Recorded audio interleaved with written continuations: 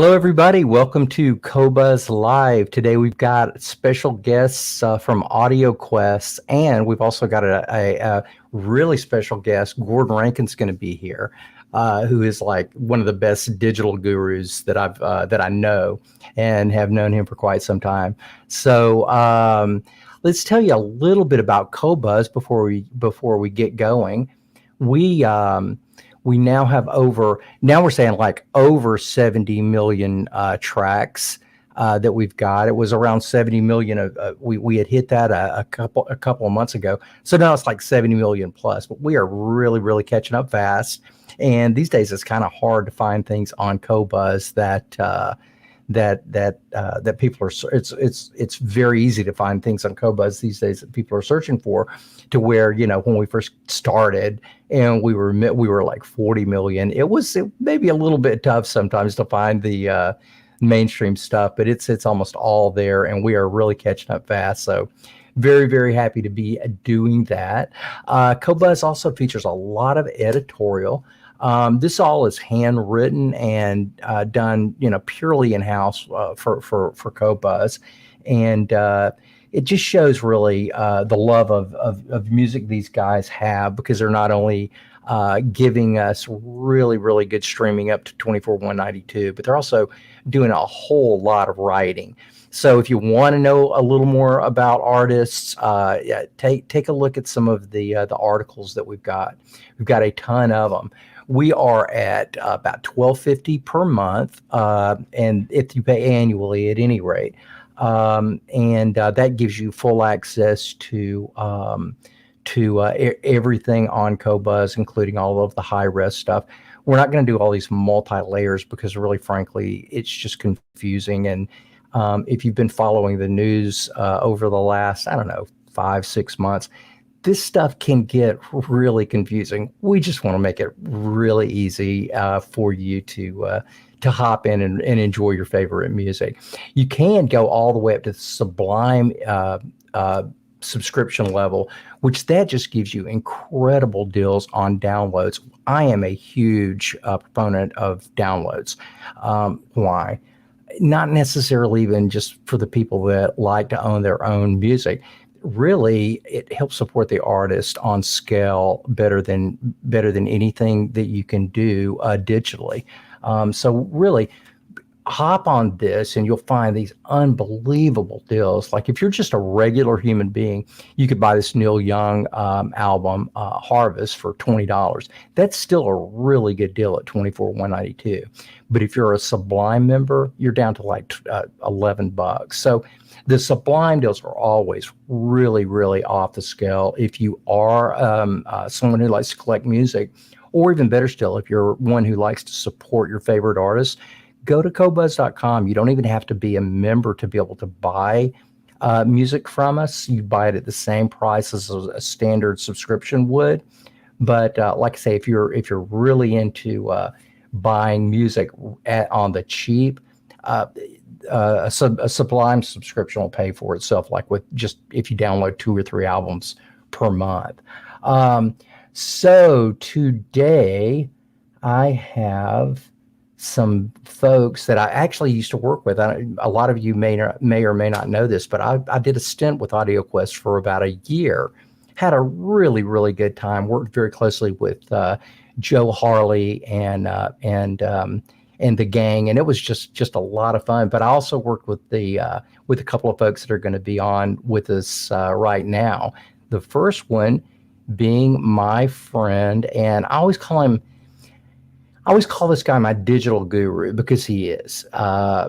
Gordon Rankin. He owns Wavelength, and he does contract work. Basically, he's a designer, but an incredible designer, and knows like just everything about digital. He really knows a lot about computers and how to optimize that whole channel. And as far as D to A converters goes, the guy is just absolutely genius.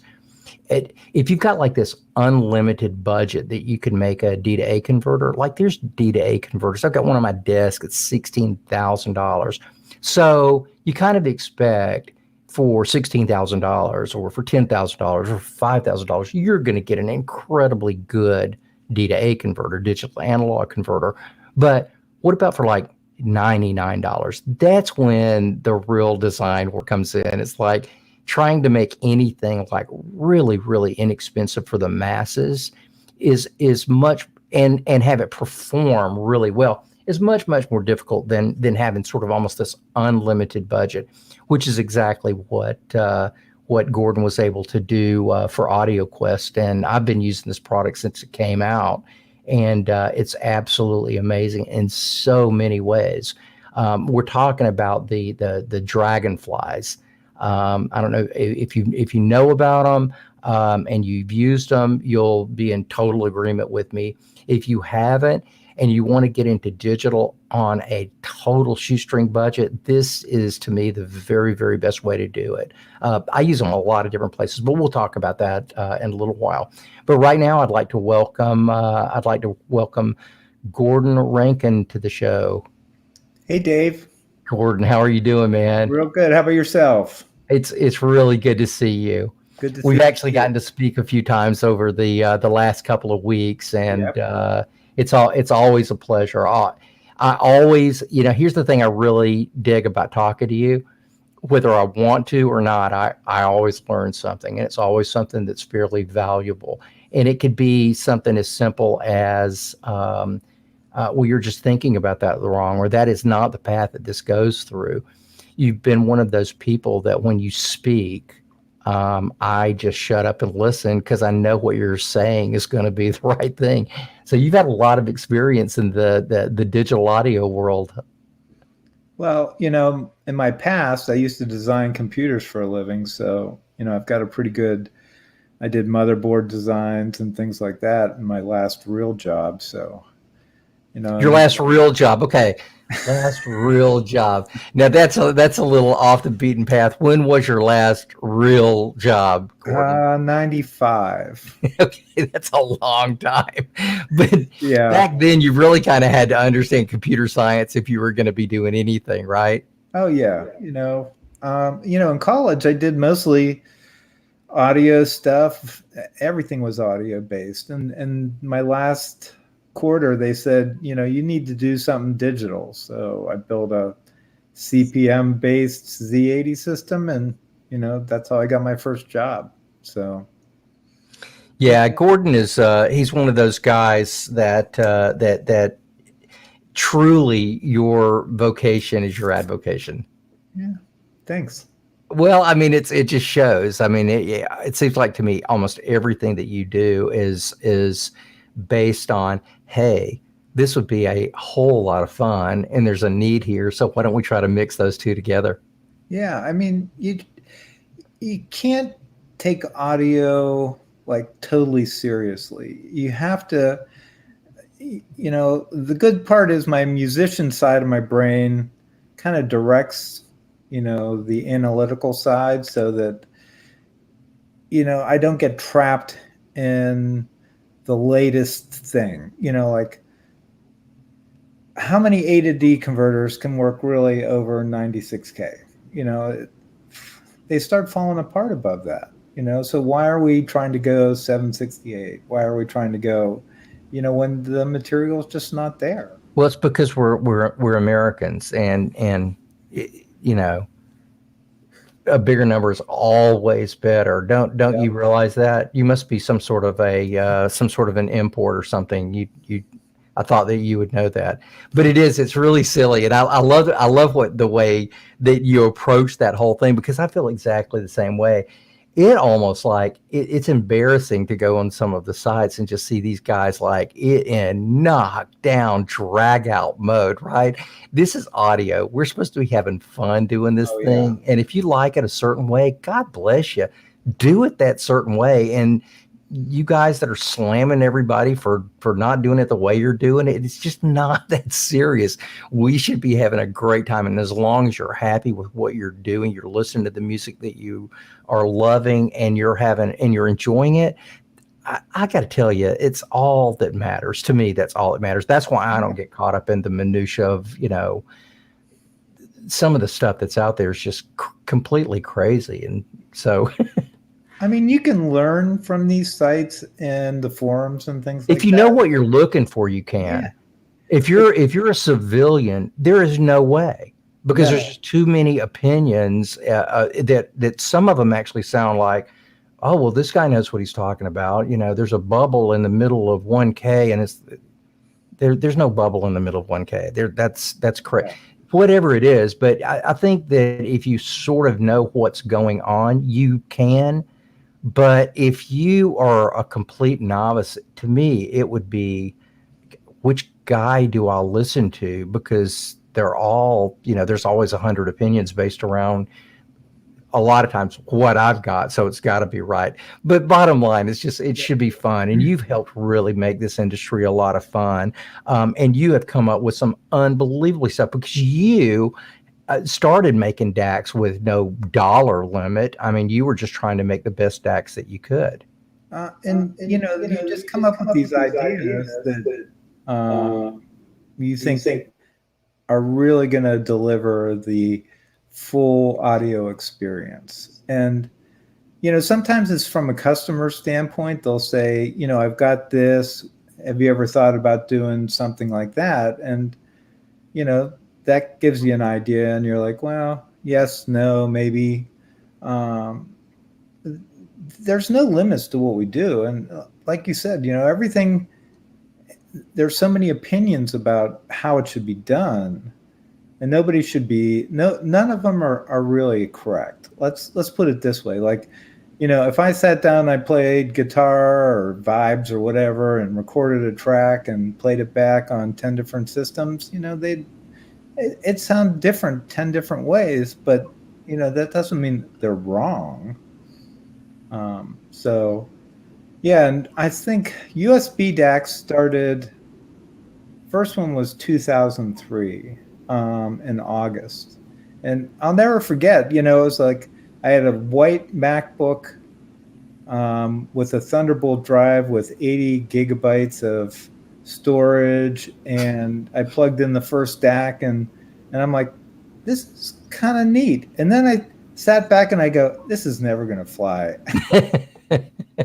There was a lot of issues with those early DACs, but we'll get into that. It wasn't the issues. It was just like, I couldn't see, audiophiles having a computer on their rack. Oh my gosh. The first time I ever took a computer in to do a demo with, it was via USB. And this was back in musical fidelity days. So Anthony was a little above his time at that point. He was making these USB DACs way back then. And I did this at an audiophile society, and I had this old guy stand up and start yelling at me in the middle of the demo. Well, the music's kind of really loud, right? So I didn't know what he was saying, but I could tell this guy is visibly upset. So I turned the music down. I'm saying, oh, I'm sorry, sir. What were you saying? He's going, we're audiophiles. We don't want any damn computers in this place. Get that thing out of here.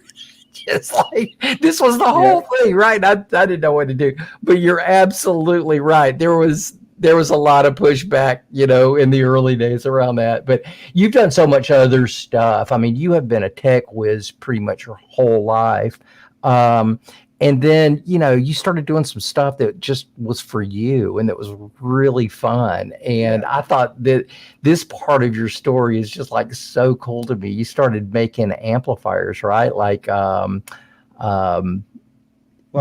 amplifiers. Right. So who is this guy? Who's this young fellow right here? That's Ed Robertson from Bare Naked Ladies. I do all their live amplifiers, and those are ISO cabinets he's sitting on there. Everybody uses quiet stages now, so in those boxes there's a 12-inch driver and SME Shure mic in there, and basically you plug the amp into that and you roll those things on stage off to the side and you're all ready to go. I mean, it's setup's like so much simpler now than it was decades ago. So this guy hears your amplifier and just freaks out, or what? So we went on the Rock Boat. Well, no, we went to one of their concerts and got the, meet and greet package. And because I was always a huge fan Yeah, of great Bare Naked band. Ladies. So you get to meet them and stuff. And it was right after 9/11. And I called the venue. I said, can I bring them gifts? And the lady goes, no way. We're going to search you, the whole 9 yards. And I'm like, okay. So I get there and I'm talking to these guys. And I said, I make guitar amps and audio equipment. If you ever need anything, do it, call me up. We'll work something out. And so I was sitting in the front row and I took this great picture of Ed and his son, who was like 12 at the time. First time Arden had ever been on stage. And so later on that night, we were talking to the couple next to us, and they knew everybody at the show. I mean, these people knew everything about everybody there. And I was like, how do you know these people? And they're like, oh, the Rock Boat. So we went on a cruise with Bare Naked Ladies, and first person I saw on the boat was Ed. And I said, I got this great picture of you and your son. And he's like, oh, you're that audio guy from Cincinnati. And that was pretty much it. We talked about amplifiers because he wanted to get, a new setup. And so we went through 2 or 3 and, got them all set up. And, we've made like 6 or 7 so far, I think, for him. Yeah.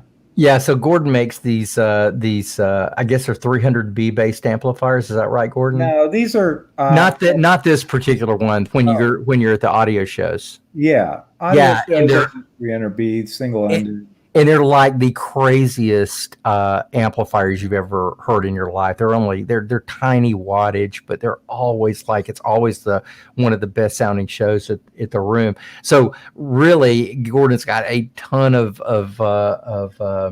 experience doing this kind of stuff. And after a while, you guys actually gave this away. Yeah, this one, we didn't give it away. We auctioned this off for pediatric cancer research. We belong to a group called Rock by the Sea, and it's a charity group that we've given a lot of our time and effort to do everything. This is signed by all of Bare Naked Ladies and Hootie and the Blowfish. They did a tour together right before COVID, started up. So yeah. What an awesome thing! I'm glad to have you doing stuff like that. But like I said, your vocation really is your avocation. It's been a really wild ride for you. And we probably won't talk too much more about this kind of stuff. We're going to be talking about some of your other triumphs over the next about 45 minutes or so. But so right now we're going to bring in a couple of guys that have got very important jobs at AudioQuest. The first guy I'm going to be bringing in is Isaac Markowitz. How you doing, Isaac? Greetings and salutations, everyone. Good to see you. Tell us what you do for AudioQuest. I love your title. Thanks. I'm the ambassador for aspirational audio at AudioQuest, and I would say I'm fortunate to do lots of things. About a third of my job is sales, about a third of my job is marketing and education, and a third of my job is product development, where I have the incredible privilege of spending a fair bit of time with Gordon, learning from him, alongside him, people like Bill Lowe and Garth Powell. So it's a lot of stuff, but a lot of fun, and never a dull moment. Yeah, good, man. Well, listen, we're really glad you're here. And speaking of aspirational audio, we're going to be talking a good bit about aspirational audio, but there's something that I'm going to bring up right now that's pretty cool. AudioQuest is going to be doing a big giveaway for this show, and we'd like you to register if you would like. That's not the right thing. Sorry about that, guys. They're going to be giving away a AudioQuest Black. They're going to be giving away a Black and one of the new AudioQuest Jitterbug FMJs, right? These guys, yeah, absolutely. With all of that, we're going to be with both of these. We're going to be adding in 6 months worth of Qobuz. So thank you guys for doing that. It's such a privilege to be associated with you guys. We were chatting a little bit before, Gordon and I, about digital, you and I previously, and there's a lot of streaming services out there. There's a reason that we choose to associate with Qobuz at every opportunity that we can. I can tell you, I have Qobuz playing predominantly in my system, including some calm trues right now. For those of you into a chill wave music, that's the background for me working from home. So we appreciate that as well. Yeah, well, we're always working with you guys in one way or another, but it's really it's not for any other reason than I love the way this stuff performs. I use it all the time. We'll talk about that in just a little bit because I use it in some fairly unusual ways that make people go, "What?" But once they hear it, they're going, "Are you kidding me?" That's really the most fun response that I get off of these little critters that you guys do. The critters are great. I think you nailed it earlier. There's room in the world for megabucks gear, but there's way more application for affordable stuff, and keeping things affordable but effective, allowing everybody to enjoy some of that very expensive DAC, but for $100, and to have a USB filtration and jitter reduction, bus jitter reduction for $60. It's awesome. That's the democratization of technology there. Well, it's great having you on the show, and you're maybe, how long are you in AudioQuest now? It's 3.5 years. Has it been that long? I know, it's hard to believe it. It feels like just yesterday, actually, sometimes. So you're nice and settled in then. Yes, as much as anybody can be. As I was saying earlier, that the cool thing about working for a small company, something as dynamic and nimble as AudioQuest, is there's always opportunities to do more and learn. And so I have been extremely grateful to be given the opportunity to learn a lot. And so, my role has expanded a lot. When I came on board, it was primarily working with Best Buy. And nowadays I work almost exclusively with some of the highest end dealers, and then product development, and then doing education, going out to shows, and, spreading the good word of the $99 goodness of Dragonfly. Yeah. Well, that's such a huge market, and I not only view this as a huge market, that it's one thing, but to be, just in a huge market. But we're in such a transformational time right now. We've got actually young people now diving into however they want to listen to it, whether it be headphones or a small system or whatnot, or in their car. We have got lots and lots of younger people now that are very much interested in high resolution. But if you're going to get interested in something like this and you're a total novice, if somebody tells you this is going to cost you $10 million, whatever is unrealistic to you, $5,000, $1,000, whatever is unrealistic to you, then there's a really high likelihood that you will never even experience it. But now you've got people like Billie Eilish that are coming out, and they're going, you need some good hi-fi if you're going to listen to what I'm really doing. When's the last time an artist did that? You'd like Neil Young, right? But I mean, when's the last time a 20-year-old artist did this?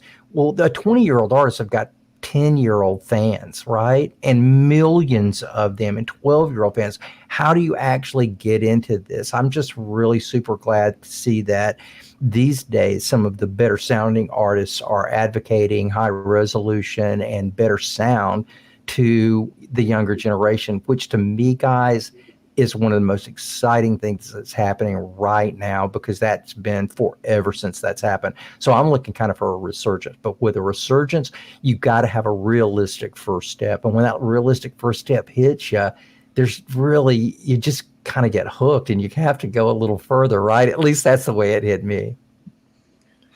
It's amazing to think about how important audio quality has become.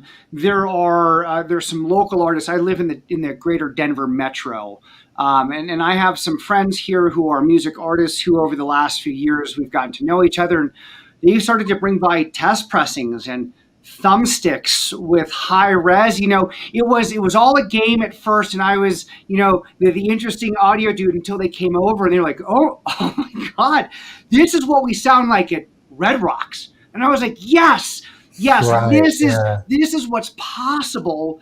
And that changed everything. And so for a couple of local artists now, this is, they don't record here, to be clear, but they want to know what their stuff does sound like on a big system. And that has been really gratifying. And it's changed the way that they go to studio and record. And it's changed some of the questions that they ask. And, I think it's Neil Young, right, who's been one of the great proponents for making extremely good, high quality and ideally analog recording. But to your point, I love that Billie Eilish has made has made a number of points repeatedly about the extreme importance of high fidelity for her. The iPhone was a revelation. The resolution that's available in our hands today and on something this big is pretty extraordinary. And so really great music reproduction is no longer something that belongs to wealthy people. Anybody with headphones, anybody with a couple of bucks and an acceptable job can have the same experience that Billy wants them to have. Yeah, and now we're about to get some more high res players in the fold. So it's just MP3 compression just really isn't necessary anymore. We'll get a little more into the recording side of it and what these guys are doing in just a little bit. But right now, I want to bring on a really good buddy of mine. We actually hung out a whole lot when I was at AudioQuest, and I just found this guy to be not only super smart, but very kind and very humble at the same time. Frédéric Pinsonneault from our 51st state, Canada. How you doing, Fred? Now, by yourself. Hey, guys. Great to see you, buddy. I'm glad you could make it with us. When the guys at AudioQuest told me who they wanted on the show, I'm going, oh man, yeah, okay, Fred and I could do this just totally by ourselves, but go ahead, bring Gord, go ahead, bring Isaac. Those guys are great for comic relief, and they're a lot of fun to hang out with too. How are you doing? Not bad. So tell us. Kind of weird with that introduction. So. Hey man, that was a good introduction. That was like a true introduction. Fred almost put me into a sugar coma once. We were in, I can't remember, Montreal? Yeah. Yeah. We were in Montreal, and he took us to this thing called the Sugar Shack. And you pass this place, and it's got like a million maple trees, right? And they're all sawed down. They're all getting this maple syrup dripped in, which was eventually going to go into moi. And we all ate more sugar than I've ever eaten in my life. But it was the most unbelievable place ever. But it's great to see you, man. Tell everybody a little bit about what you do. Tell everybody about what you do with AudioQuest. So I'm the director of sales for AudioQuest in Canada, but I also work with Isaac. We do a lot of these new ways of communication on Zoom. I think Isaac and I spend most of our week staring at each other's camera and involved a little bit with marketing. As Isaac said, AudioQuest is a fun and nimble company, so you get to wear many hats at the same time. And I'm based in Montreal, Canada. Yeah, well, I wanted to bring you in on this because Isaac was starting to kind of dive into some pretty cool stuff just about the dragonflies and the way these things are used. But we haven't even shown one, so I'm gonna pull up the first one that I got and let you guys take a look at it. This is actually one of the ones that we're going to be giving away. However, since that time, I had the original one. Then they've gotten much better. So this is the black. This is the Dragonfly Black, and this thing will do like even out of your phone, 2496 if you've got the right files. Tell us a little bit about this little genius device here and how you use it.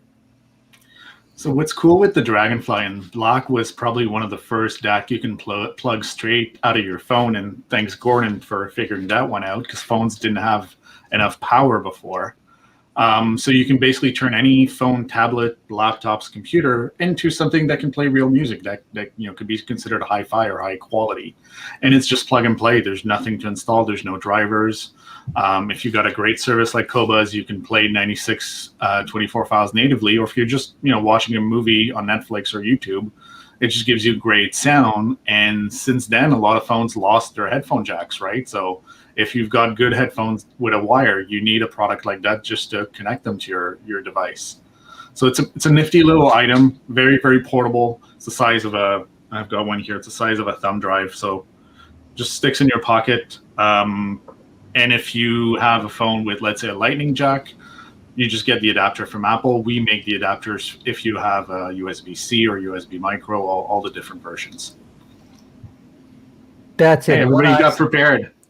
The one that Isaac's holding up is really, that's my favorite one, because you can, if you're on a plane, like I haven't been on a plane in quite some time. Yeah, I was like, what's a plane? I that sounds familiar. This is like standard equipment. This is like one of those things that you do not forget. You always go, okay, where's the Dragonfly? Okay, where are my headphones that I'm going to wear, that I'm going to, deem good enough to play on the Dragonfly? Okay, where are my adapter? Where's my adapter? Boom. And that's the one that I want, because you can actually charge it while you're listening. And that's what I do on a plane. I mean, I'll be working, but there's always music on, and it always sounds fabulous. I love this product. Oh yeah, in your monitors paired with this, I mean, on the plane, to your point, drowns out all the engine noise, and then you're in your own little cocoon of serenity, at least for that flight.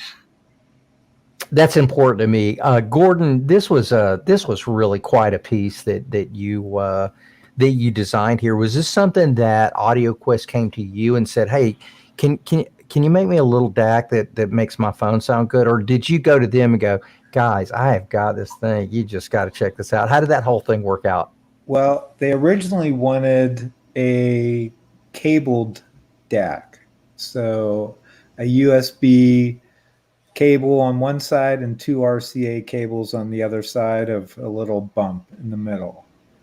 And that was what they came up with. And it was Silberman, Joe, and Bill at Rocky Mountain 2011. And we were sitting in one of the big tables in the Marriott downstairs. And Steve kept going, aren't you going to take notes and stuff? So I'm fishing around in my pocket for a piece of paper, and I pulled this out. This is what started it. Because I carry these at shows for reviewers, and it's got like all the pictures of the room, prices and stuff like that. So I pulled this out and I go, we could build it like this. And I swear all three of them at the same time said, "We're a cable company." Yeah. and really, then I go, you know how many cables you can sell with this? You can sell, 3.5 to RCA. You can do extension cables, and it's all of a sudden portable, and you can use it with anything. Laptops, you can take it on the road. And I said, not only that, but now you have headphone access instead of just, line output. And so that's what started it. And we took, I think, about 6 months to get the first one pretty far along. And they wanted some certain electrical things that just weren't working well. And I said, well, why don't we just step back and let me come up with something and send it to you at no charge. You can see if this works, or we can keep going down the path we're going down. And so I sent them Dragonfly 1.0, which was totally different from what we originally had planned on. And they're like, this is it, And then I think it took, everybody at AudioQuest was carrying around the blank boards. We didn't have an enclosure for almost 6 months. That's so how I first heard it. They had them in their pockets. They were carrying them around. They were pretty robust for, just a circuit board. there's tons of pictures on the internet of Dragonfly 1.0, what it looks like, top, bottom, part list, everything. So if you want to, and definitely the Dragonfly was also designed for ourselves, right? We all travel for a living, at least used to. So we always wanted a little piece of hi-fi we can bring with us everywhere we went on the airplane, or I used it working in a hotel room more often than not. It's hard to bring those big box and those big speakers along in your carry-on, unfortunately. When we do shows, like when I play guitar or drums, on my PA, I have a Cobalt, that plugged into the PA system in my laptop, and between sets and stuff, we stream music, through that. It sounds fantastic. Yeah, let's kind of just show the family, and we can talk a little bit about the differences. So the black now runs how much? $99, right? Mm-hmm. Mm-hmm. So you can get into this technology and fully resolve up to 2496 files on this thing, right? Yes. Yep. Yeah. Okay. Well, great. So we just showed it. This is the black. This is the one that you can get for $100, and it really does sound magnificent. This is the one that I really first started using on the road in a big kind of way, and flipping people out. So this is the Dragonfly Red. Guys, how much is the Red these days? $199. $199. Yeah, this is the one that I really still just absolutely love this unit. Of course, I'd only have the red one here in my hand. Why not? Of course. Yeah. So you got the black, and then you got the red. What's the up step from the black to the red, guys?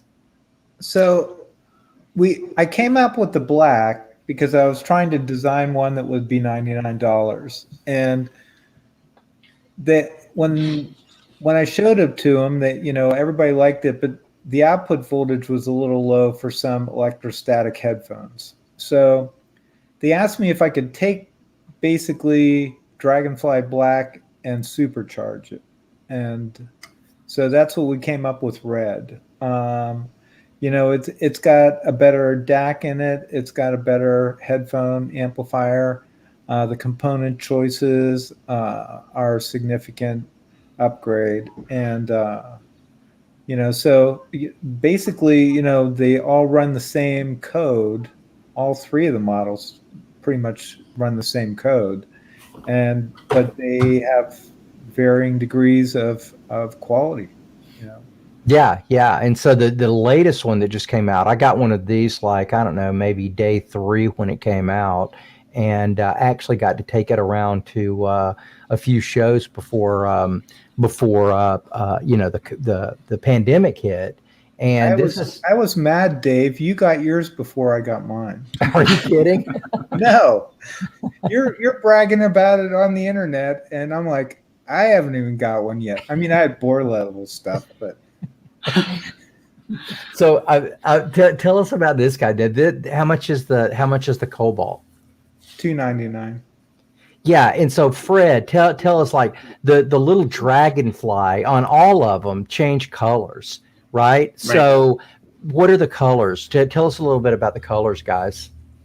So the colors will change from model to model, but it'll show you if you're playing a 44.1, so a CD quality file, 88.2, 96, even a 48. So just instead of having a number, it's just a color that indicates what resolution you're playing. I got to tell you, and it's cool. So when you pick that 9624 file and it turns the right color, like, okay, I got it. Now we're talking. Yep. Right. This was, to me, extremely brilliant, right? Because at least at this point, you have some idea of what you're doing. Because a lot of times you don't see it on a particular device that you're using. So this will either confirm or not confirm what you think you're getting, right? I mean, I think that's just a brilliant design aspect of the critters.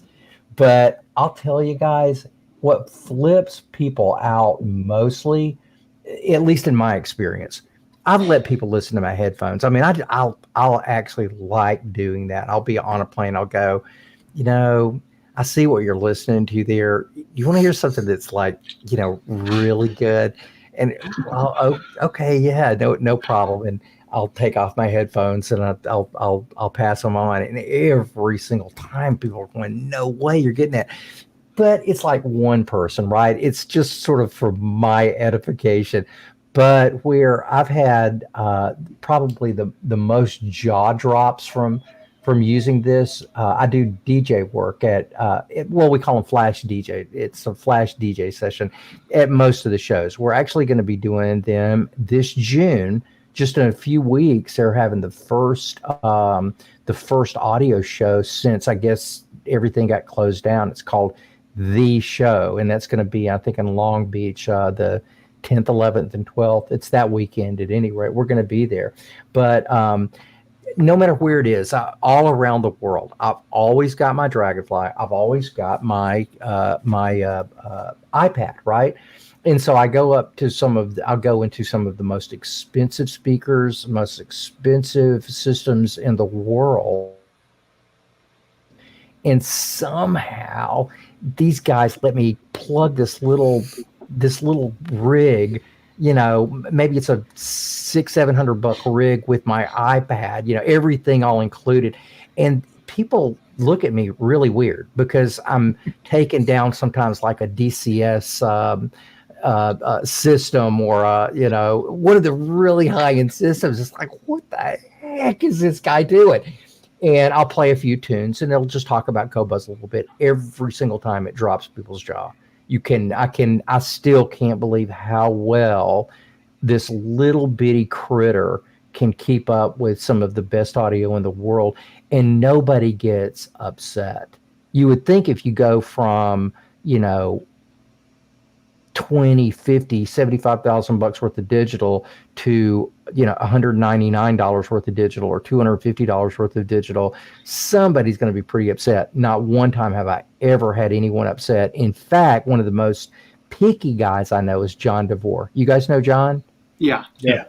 Great guy. I mean, makes some incredible speakers. So much of it's just so handcrafted stuff. And the guy is a total nut about quality and about what he has playing at the shows. So I go up there one time. He's got this really nice tube Luxman set up and his big speakers. This must have been $100,000 system, easy. I'm going, hey, yeah, I'll plug this in. He goes, I'll tell you what, Dave. You play a couple of tunes, and then I'm just going to go ahead and take it back over. He was just being nice, right? So I plug it in. I play a couple of tunes. After the couple of tunes, the whole audience is like, wow, this is great. Oh, that's good. John's going, oh, just keep going. So I was there for about another 30, 40 minutes, just flipping people off because people kept going, what are you playing this through your iPad? And I'm going, yes, sort of. The key here is the Dragonfly. That's what really makes it. Right. Yeah. One of my first holy cow moments was something very similar. In fact, a system. It was for those who are into this stuff. It was Sasha DAWs. It was an Audio Research Ref 6 SE. The dealer had a pair of the Ref 160M monoblocks. I mean, this was like $180,000+ hi-fi. And I did something, snuck in with my phone, not an iPad, but Qobuz and Dragonfly Cobalt. And it wasn't to show off anything except that, hey, you might be surprised what kind of quality you can get. And there's something that, as we talk about this, I want to bring back up from our pre-conversations. Many of us on this call, right, have been in audio for a long time. Decades, if in some cases. And we were joking about how there's no totally amazing CD players and stuff like that from the early 80s, from the beginning of this. And what really blows me away is when you surprise diehard audiophiles who have been around for a long time and they expect really good sound to cost big time bucks, and all of a sudden you plug these into the right system and it's magic. And it's the democratization. I find you plug them into any system, Isaac. I haven't put it into any system that I've been embarrassed. Magic. Not one time.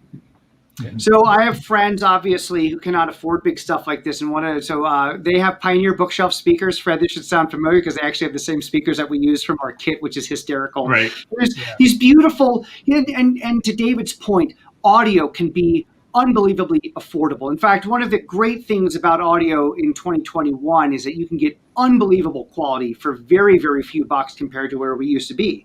And they had an affordable receiver you would find at a big box store. They had $100 Pioneer bookshelf loudspeakers, a Klipsch 100-watt subwoofer. I mean, this is right. They cared about music enough to invest a few $100s. And I ran to my car, grabbed my Dragonfly Cobalt, threw it up on the system, and they were blown away. They're like, this sounds like it's 10 times as expensive. Yeah. That's the magic of doing the first part of this right. Yeah, I totally agree. Gordon, what would you say? I mean, I know what I think, but is this is kind of listenable just with the standard, just with the standard pigtail that it comes with. I mean, it's listenable. It's like, it's better than FM was when we were growing up, right? Oh yeah. Yeah. But what do you get, what's your biggest takeaway from what you get when you lose this and you go to a Dragonfly? Well, any of them really. Most of the things that connect directly into an iPhone use what's called the LAM module, the Lightning Audio module, and that's limited to 2448. Everything you have will be resampled to that frequency. There's no way to change sample rates. There's no way to change the bit rate. It's pretty much fixed. So, and not only that, they did an unbelievable job of putting a DAC inside that little lightning connector with the headphones. I mean, I would not have been the person that they would have chosen to do the PCB layout of that, because it's probably like 8 layers, tiniest parts in the world. And when you use parts that small, they tend to heat up and they change character really easy. And so, especially when you're driving headphones, you're driving some power. So all of that kind of takes away from the experience. And, using the Dragonfly at that point, then, you've really stepped up the game. The output levels, the signal and noise ratio, all the stuff we talk about tech-wise has just been increased, 10-20-fold easily. And yeah, I totally agree. In fact, I won't even listen. I did an experiment. I just bought a new truck, and it's actually had a fairly decent hi-fi in it. I bought it so I could, carry around my kayaks. And it's got an auxiliary. It's got the Bluetooth, right? And so I was going, I just want to hear what this is going to sound like. So the first thing I did was I put on the Bluetooth, and it was like, okay, just like I said before, better than FM was when we were growing up. It was fine. It didn't bother me. It didn't make me angry. It just didn't excite me, right? Then I took just the regular output, just the standard 3.5 millimeter, and plugged it up into the auxiliary, and wow, it sounded better, but it was still kind of ho hum. And I'm sitting still in the parking lot while I'm doing this, right? Then I take the Cobalt, and then you do the whole thing, plug that thing up into the auxiliary, and there's like zero comparison. My wife is going, "Why don't you use the Bluetooth, because you get all the information here?" And I'm going, "Yeah, I don't care. This is so much better. I can't even do it." But I totally get why people do the Bluetooth thing. But if you've got an auxiliary in your car, and you think, if someone has told you can't hear the difference between Bluetooth and the auxiliary input because there's too much fun, that is so totally, it's a night and day. And there aren't very many night and days. I don't do night and day. That's a horrible thing to say when it's a wireless 7:30. to anything with a wire is always going to Right. be night and day. And There you now, go. once we get there, we can debate the subtleties of that for sure. Right. People call night and day these days, though. They call that 7:30 to 8:30. This is not a 7:30 to 8:30 difference. This is a total night and day thing, as it is when you use the output of your phone or your computer. If you've got like a MacBook Pro or something, got news for you. The thing don't sound good coming out of that headphone output. There's so much crap in the middle of your music, and what finally gets out, it is not good. If you think that's really good, here's another night and day kind of thing going for you. And we're kind of running out of time. I kind of thought we were going to do this, but I want to talk about something that you guys have got out that I think is confusing at best to a lot of people, which was originally the Jitterbug. These are things that just help the signal in so many different ways, or actually one very specific way that ends up making your output sound a whole lot better.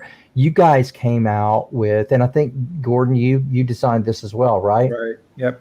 What? So FMJ. yeah, I was just about to bring it up just to show you what it looks like. There you go. There's the new Jitterbug. And what's FMJ stand for? Full Metal Full Jacket. Metal Jacket. Hey, you guys are gonna get sued for that one. we practiced this. So We're music nerds. We're movie nerds. So Listen, it's all It's one of the things I wanted to point out is when Gordon was thinking about what could he do to make our experiences as music lovers better, he didn't neglect the person still using the cable. So I use Apple CarPlay. I've talked to Fred about this. I use a Jitterbug in my car in line with a USB cable. And this is now because I want to be cognizant of the night and day thing. I won't say this is night and day in the same way, but my friends who love music who are not audiophiles can clearly hear the difference between Jitterbug in series and Jitterbug not in series. And I think that's pretty amazing. It's something that allows me to get more out of my car.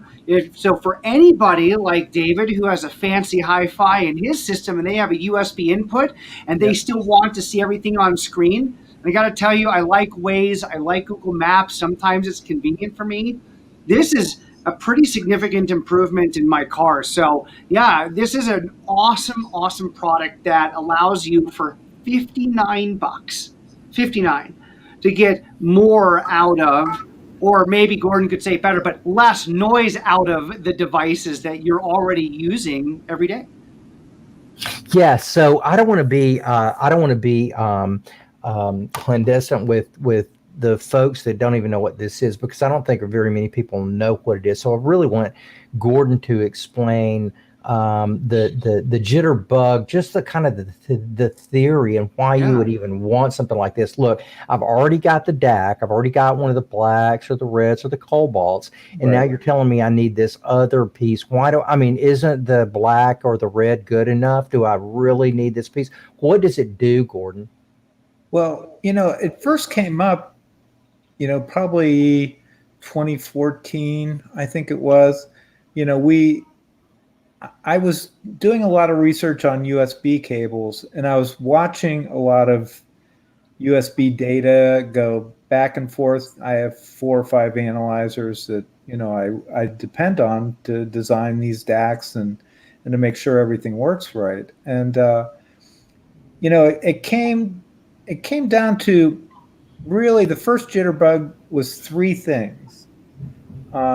We wanted to make sure that we could make the data or the samples getting delivered to the DAC would work better with less errors. And, the reason is because USB is not error correcting. The protocol just doesn't work that way. And so, you'll always get errors and you have no way of telling where they're going to come from. And, in a stream, you just say, oh, okay, there's the error. We can see them. And, you can see on the screen here, we've got a CRC16 error in that big block of samples there.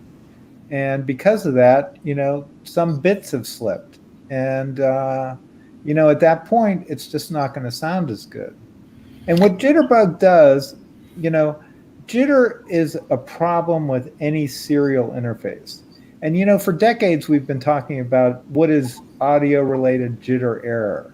Well, that's the error that happens between the controller, be it an SPDIF controller or a USB controller, and the DAC chip. But anything that's serial, like USB, Ethernet, Firewire, Thunderbolt, all of these have jitter problems. And so the first thing we wanted to do was we wanted to remove the noise on the USB line, which reduces the jitter, which reduces the error count. That was the number one thing we wanted to do. Super. Now let's go into, like, if you've got, let's do a couple of things. There's two other small things we wanted. Oh, yeah. I'm sorry. Go ahead. The other thing is all of these computers have switching power supplies, noise and things like that. And most people thought Jitterbug was trying to remove and filter out audio noise. We weren't really I wasn't trying to do that at all, because really inside the DAC, there's enough of that conditioning done anyways. So the next thing I did was I talked to people that design DAC chips, and I said, what kind of problem does DAC chips have with switching power supplies? And they said, well, it has a big effect because of ground noise. And so, we worked on a filter that would remove high frequency energy. And one of the reasons we put the device near the computer instead of near the DAC is so that noise stays at the computer and doesn't get to the endpoint. And those were the three things that were in the original Dragonfly. And, with the addition of the full metal jacket is now the shielded part. Now that this is shielded, you'll have less possibility of that noise getting into the cable or DAC or endpoint. Yeah, it's a pretty fascinating product, and the way that you use them is kind of strange as well to some that might not be familiar with this kind of noise reduction piece of hardware. Tell us, guys, what's a few different ways and a few different ways that you can plug these in to make them work. Isaac just told me about the car, which, man, I got to tell you, I've never even thought about that. I'm all over that. I'm gonna try that. But what are some other ways, guys, that you use them and where you plug them up? Just stacking them like that, huh? So here's a classic application: is, say you have a Jitterbug Black, a Dragonfly Black, or a Dragonfly 1.0 or Dragonfly Red. It's great in series. If you have a Dragonfly Cobalt, some of that technology Gordon thoughtfully figured out how to get in there. It's worth experimenting with the new full metal jacket. Your mileage may vary, but yeah, that would be one of the simple applications. Great. So straight out of your computer or straight out of whatever USB your port that you're using, stack a couple of these things, and then come out of the output with either a say a Y adapter, RCA Y adapter if you're using them for your home system. Or a set of headphones if you're using that, right? Yeah, even the Lightning audio converter, or Lightning audio to USB, that has switching power supplies in it because it's taking the lithium battery and it's updating the voltage to 5 volts. So that combination right there works really well. The CEO of Audi, called us like a year and a half ago and said, I'm using this in my car with my Dragonfly, Yeah. I have a funny story of somebody in the industry. You guys know him, Andrew Jones, bought a brand new German car at a dealership and went through the finance guy, as you do. And he's like, "Are you the Andrew Jones, the speaker?" He's like, "Yeah, I am." you ever heard of Jitterbug? Because I put one in all my cars. You really got to try Jitterbug. And obviously, Andrew, we bought some, or we've given him some in the past. But he was basically getting a sales pitch of Jitterbug for his brand new, I think, BMW from the credit guy at BMW where he was shopping. And then his colleague pops out of the office like, "Are you telling that guy about the Jitterbug again? Man, you got to stop." The Audi's good enough. You don't have to talk about this little 60 bucks. Exactly. It's funny. It's audible, and especially if you're privileged enough. Like, I don't have an Audi. I have a Volkswagen, but it has the Fender stereo system. Sorry, Gordon, I got to throw in a guitar somewhere in there. And I'll tell you what, is it the most expensive car in the world? No, it is absolutely not. Does it make a difference? Yes, it does. And if you end up in your car commuting, if you're like those of us who used to travel a lot back in the day and you ended up in rental car after rental car after rental car, it was just a way to get a little bit of serenity back in your life. Yeah. Hey, and some of the hi-fi and some of these rental cars these days are totally blowing me away. Dynamite! There's some really, really good stuff happening in car audio right now from the factory level that I'm going, no way. The last car I rented was like a Volvo 60. The S60, yeah. And it was like, it had a big Harman system in it. And it was just unbelievably good. I drove it around 45 minutes between the airport and the hotel just so I could be listening to the system. I called Dan. I'm going, Dan, you're not going to believe this thing. It sounds incredible. You guys have done a really, really good job with these little things. There's no one that can come into Qobuz that works for us that doesn't get a Dragonfly. Everyone, the interns, Dan's got one. Sue Jan, who's our music merchandiser, has got one. Rachel, who is our marketing manager, she's got one. Neetha, the one who's helping me produce the show today, she's got. Everybody gets a Dragonfly because it's like, I want these folks to know what this stuff is supposed to sound like, right? These are music industry people that I'm dealing with here, and they're not like huge audiophiles, but I'll tell you, all of these guys have just really, really Now, I want to throw out here real quick that we're talking about affordable stuff, which is awesome, but as the ambassador for aspirational audio, I would be remiss to not take an opportunity to say, even the most expensive gear in the world is built with Achilles heels, as Gordon just explained. If they have a USB input, even for firmware updates that have nothing to do with audio, many of the power supply requirements and all the other things Gordon was talking about still exist. So you can get a surprisingly powerful and efficacious upgrade taking your favorite DACs, your favorite streamers. Fred and I, one of our favorite places to put Jitterbug to really blow people away is on your router. Because everything in your home fundamentally starts there.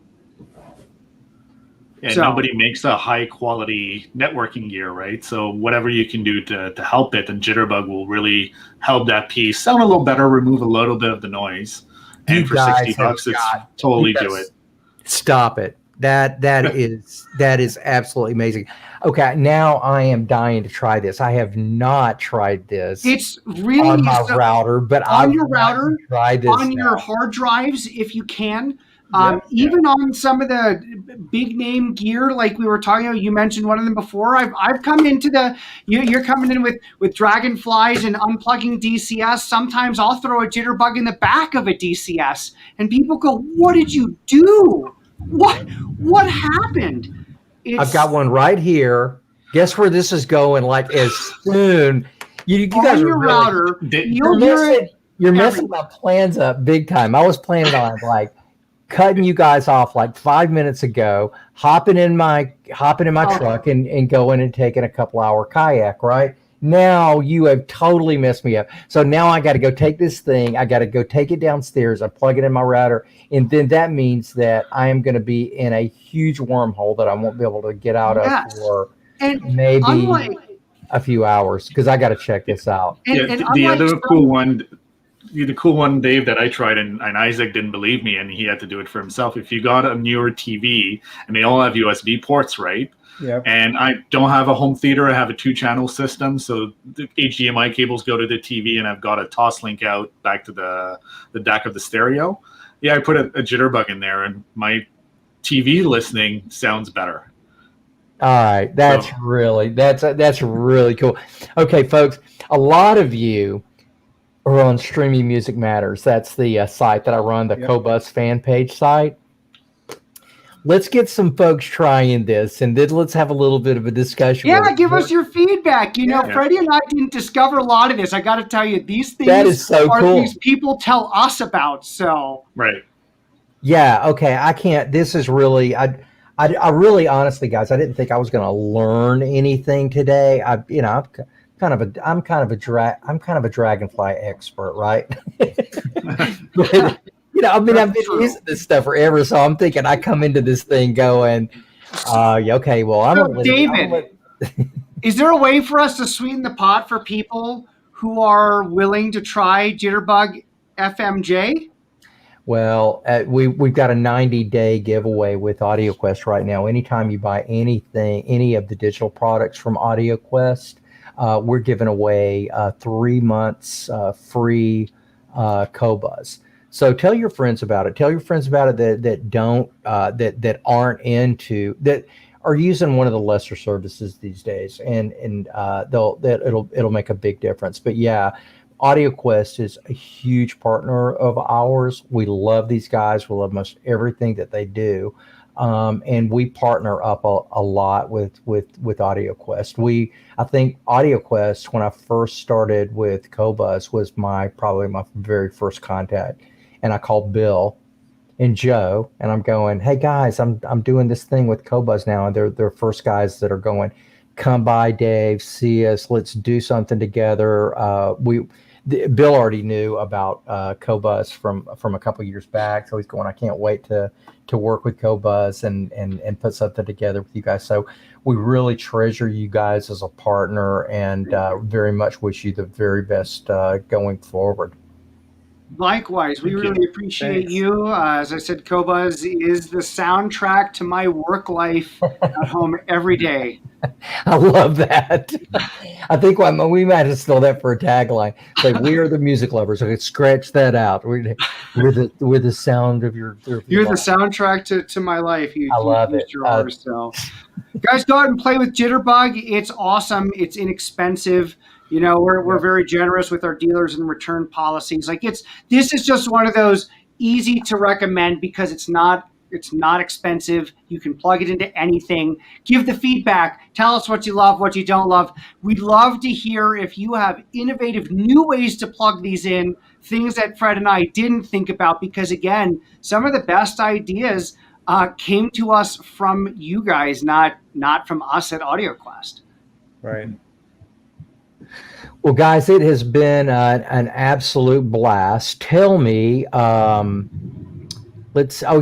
giving the giveaway. If you haven't entered, I think the contest link should be in the chat area. So there it is right there. Thank you, Neitha. I appreciate you putting that up. So hop on and try to win one of these neat little pieces. And then, like I say, hop on to Streaming Music Matters and let me know what you think. I'd love to start a little discussion between us and the AudioQuest folks. The really cool thing about Streaming Music Matters is there's no backbiting. These are just a terrific bunch of people that mostly recommend music and listen to music. And there's just not a lot of, controversial stuff that goes on there unless you think of music as controversial. But so this ought to be a lot of fun with you guys helping moderate that particular feed. So yeah, come to Streaming Music Matters and let's start a conversation about this with these guys that'll do it. I'm going to plug this one in, and then I'll let you guys know what I think, good or bad. I'll let you know what my thoughts are on it as well. Maybe I'm getting too old to be able to even hear it anymore. So tell me, guys, Gordon, what did I leave out? What should we discuss that I just didn't even touch on that I'm going, are you kidding me? This guy is such an idiot. He didn't even say. I think you got everything, Dave. I really do. It's been fun conversation. Well, thank you so much. You're, I can't wait to see you the next time a show hits. Gordon knows that there is not a show that he goes to that I'm not, right there finding out exactly what he's doing, because the guy just knows how to make great sound. Fred, Isaac, is there anything from the AudioQuest side that you would like to finish up with? No, I think we covered a lot of it. Thanks for introducing these products. And like you said, anybody buying an AudioQuest Critter will get a few months of Qobuz. So if you look at the price of Jitterbug FMJ, it kind of pays for itself, more or less. So that's exactly what I was thinking when I realized there was 3 months for free in there. So. Oh, wow. And they're such versatile little device that, I use one on this computer for my Zoom calls after a couple of months of being stuck at home. And, everybody's got Zoom fatigue. And I realized, hey, how about using that little guy on my desktop speakers? I'm like, oh, yeah, that sounds better. That's more pleasant. I'm less tired. So it's, it's everyday living. And like Isaac said, it makes your life a little nicer. Better sounds always better, right? Right. I'll bring it back to the music to end is, thank you for curating an extensive collection of music, David. I have a lot of fun times sitting with Discovery in Rune or various apps, Mosaic, sometimes finding new music. You guys have down tempo and trip hop and, all the jazz I love. So I have this weird eclectic love. I listen to jazz and electronic music. I don't know why those two things so much. And so you have really fun eclectic jazz, the classical music I grew up playing, learning on, as well as most of my favorite music. So, that's what makes this fun for me, is all of this is just giving us an opportunity, I hope, to get a little bit closer to what that artist intended originally. So thanks for making good music for us, dude. Yep. Thanks, Dave. Yeah, I'm doing it myself down in the basement. Personally, no, you're down there doing the hard work. Exactly. Well, getting it to us, we can see all the rip stuff in your back. Well, guys, thanks again for joining us, and hang out for just a few minutes. We're gonna be ending the show now. Okay. But guys, thanks a lot, and we'll be. I think next week we've got. I'm trying to think. Ifi. We'll have Ifi on the show next week. So be sure to please stop in and join us. Thanks again, guys. Okay. Thanks, Dave. Thanks so much.